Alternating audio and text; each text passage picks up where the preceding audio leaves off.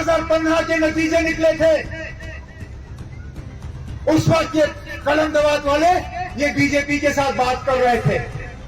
ये national conference तंजीम है जिसने उस वक्त ये कहा कि मुफ्ती सैयद साहब ये गलती मत करिए, मत लाइए बीजेपी को अंदर, हमें कुछ नहीं चाहिए, हम कोई शर्त नहीं लगाएंगे, आप नेशनल कॉन्फ्रेंस और कांग्रेस की मदद ले लीजिए, हमें ना मिनिस्ट्री चाहिए, हमें ना एमएलसी चाहिए, हमें ना राज्यसभा चाहिए, हमें चेयरमैन नहीं चाहिए, बिना शर्त 6 साल आप हुकूमत करिए। उस वक्त क्या कहा पीडीपी वालों ने? कहा कि ये पिछले दरवाजे से हुकूमत पकड़ने के लिए नेशनल कॉन्फ्रेंस वाले आ रहे हैं, हमें ताने दिए, हमें कहा अब बैठो 6 साल ऑपोजिशन में, हम खामोश बैठे। फिर 2016 आया, महबूबा जी की पार्टी टूट रही थी, उस वक्त हम लोग हैं जो राजभवन गए, जिन्होंने गवर्नर साहब से कहा कि मत होने दीजिए, ये नेशनल कॉन्फ्रेंस को मालूम है इस तरह का तोड़ मरोड़ की सियासत, इसका क्या खमियाजा भुगतना पड़ता है। क्या ये हमारी खुदगर्जी थी? 2018 महबूबा जी आपने अल्ताफ बुखारी हमारे पास भेजा था, आपने उस वक्त कहा था कि अल्ताफ बुखारी को आप चीफ मिनिस्टर बनाओगे, आपने हमसे सपोर्ट मांगी, हमने उफ तक नहीं किया। फारूक अब्दुल्ला साहब ने रातों रात चिट्ठी पे दस्तखत किए और गवर्नर साहब के पास भेजे आपके अल्ताफ बुखारी साहब को चीफ मिनिस्टर बनाने के लिए। ये क्या हमारी खुदगर्जी थी? जब यहाँ तबाही और बर्बादी मची थी, आप क्या कर रही थी?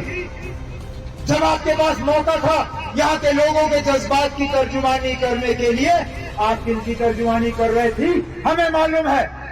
मियां साहब उस वक्त असेंबली में थे, शौकत उस वक्त काउंसिल में था, सकीना थी, बाकी थे।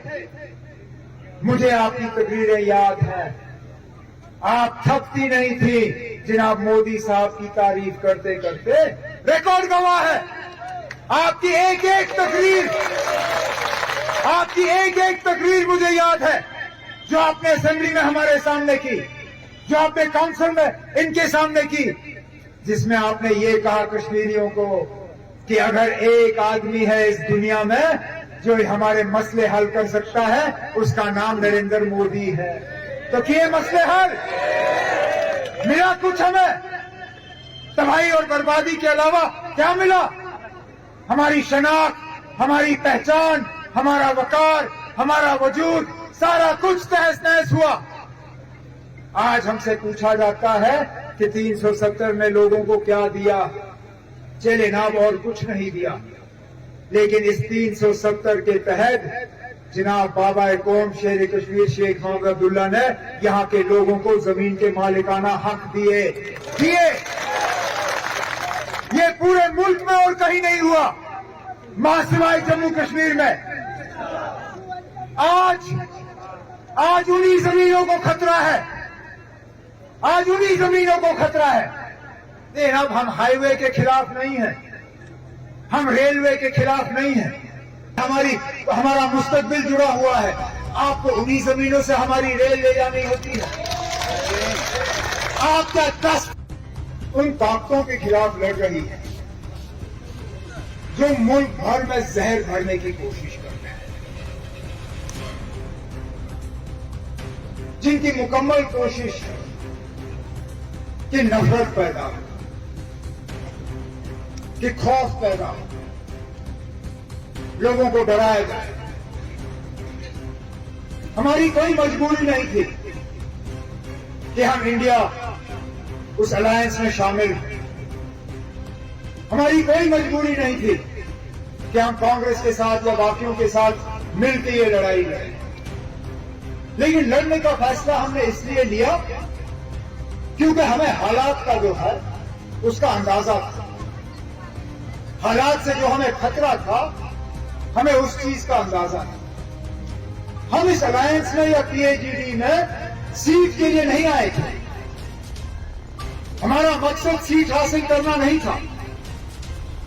लेकिन बदकिस्मती से कुछ लोग हमारे साथ मिल गए थे जिन्होंने इस अलायंस को सिर्फ और सिर्फ सीट के तराजू में तोड़ने का काम किया। आज हमारे ऊपर इल्जाम लगता है कि हम खुदगर्ज हैं, कि नेशनल कॉन्फ्रेंस ने यहां साउथ कश्मीर की सीट पीडीपी को नहीं दी क्योंकि हम खुदगर्ज हैं। चलिए 1 मिनट के लिए हमारे ऊपर ये खुदगर्जी का इल्जाम जो है मैं उसको तस्लीम करता हूं, लेकिन हम अकेले तो है नहीं। कांग्रेस ने भी ऐलान किया है कि वो मियां अल्ताफ साहब की कामयाबी में जो है काम करेंगे। क्या वो खुदगर्ज थे? अगर हम खुदगर्ज थे तो कांग्रेस वाले फिर पीडीपी के साथ जाते। एक तनाव और एक झगड़ा पैदा करने की कोशिश की जा रही है। बाकी मुल्क में कहा जा रहा है कि हिंदू खतरे में है। अरे नाब, हिंदुओं की आबादी 80%, मुसलमानों की आबादी 14%। 14% से 80% को क्या खतरा हो सकता है? हमने कभी अपने हक से ज्यादा नहीं मांगा, कभी नहीं। मुझे एक मुसलमान दिखाइए इस पूरे हिंदुस्तान में जिसने ये कहा हो कि मुझे हक से ज्यादा चाहिए। लेकिन कम से कम अपने हक की तो हम उम्मीद कर सकते हैं। कम से कम हम ये उम्मीद कर सकते हैं कि 14% आबादी में आपको कोई तो मिले लोकसभा में डालने के लिए, आपको कोई तो मिले राज्यसभा में डालने के लिए। ये पहली मर्तबा है आजादी के बाद कि इस 14% आबादी को एक भी मिनिस्टर के तौर पर मरकज में नुमाइंदा नहीं मिला।